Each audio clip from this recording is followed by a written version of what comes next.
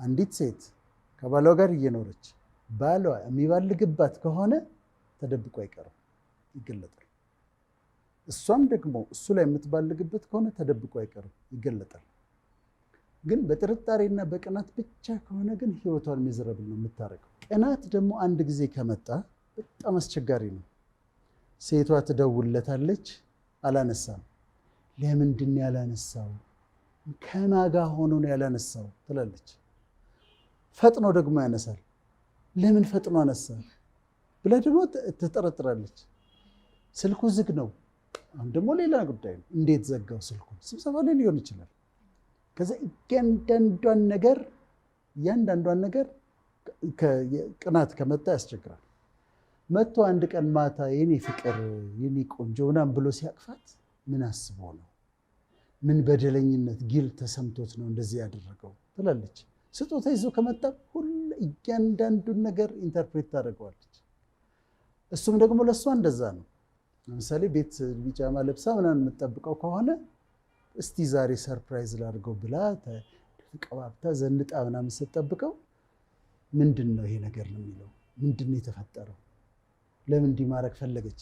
ጥርጣሬ፣ ቅናት ያመጣል። ጥፋትን በጥፋት ለማስተካከል መሞከር በጣም አደገኛ ነው።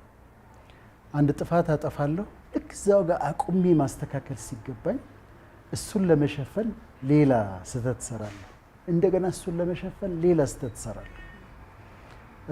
በጣም ጥሩ ምሳሌ የሚሆነን ንጉስ ዳዊት የሚባል ሰው ታውቂያለሽ?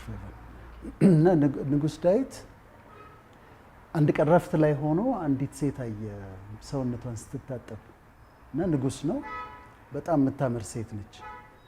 እና ማነች እቺ ሴት ብሎ ጠየቀ። የኦሪዮ ሚስት ነች አሉት። ወታደር ነው ባሏ፣ ነግረውታል። የኦሪዮ ሚስት ነች ብለውታል። አስጠራት። ስህተት ነው፣ የሰው ሚስት ነች። አብሯት ተኛ፣ ስህተት ሰራ። አረገዘች። አሁን ስታረግዝ ጥፋቱ አጥፍቷል። አሁን በጣም ትልቅ ጥፋት ነው ያጠፋው።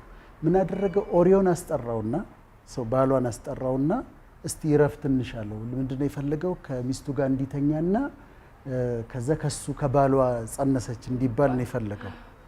ሰውየው መጣና ወታደሩ እንዴት እኔ ወታደር ህዝብ እዛ ሜዳ ላይ ያለ እንዴት ከሚስቴ ጋር ተኛለሁ? ከሚስቴ ጋር አልተኛም ማለት። አሁን ንጉስ ዳዊት ፕላን ያደረገው ፌል አደረገበት። በማግስቱ ጠራው፣ ግብዣ አዘጋጀ፣ አበላው፣ አልኮል አጠጣውና አሰከረውና እንዲተኛ ማድረግ ነው ፈለገው። አሁንም ሰውየው አልተኛም። ሄዶ ውጭ በረንዳ ላይ ተኛ። መጨረሻ ላይ ምን አደረገ? አሁን ተመልከች፣ ጥፋትን በጥፋት እየሸፈነ ነው ያለው። መጨረሻ ላይ ምን አደረገ? ደብዳቤ ጽፎ ኦሪዮን ይህን ወታደሩን እንትን ጦርነት ያለበት መሀል ላይ አስገቡት ብሎ ደብዳቤ ጻፈ ለጀነራሉ እንዲሞት። ከዛ ያውቅም ደብዳቤውን ይዞ ሄዶ ለጀነራሉ ሰጠው። ጀነራሉ ወሰደና እሳት ውስጥ ከተተው። ጦር ያለበት ቦታ ላይ ኦሪዮ ሞተ። አሁን ተመልከቺ፣ ጥፋት በጥፋት ያችን ለመሸፈን ነው የመጀመሪያው ስህተት ነች። እሷን ለመሸፈን ባልየው ማስጠራት፣ ከዛ እስከ ማስገደል ደረሰ። ያ በጣም በእግዚአብሔር የተወደደ ሰው እጅግ በጣም ከፍተኛ ቅጣት ነው የተቀበለው።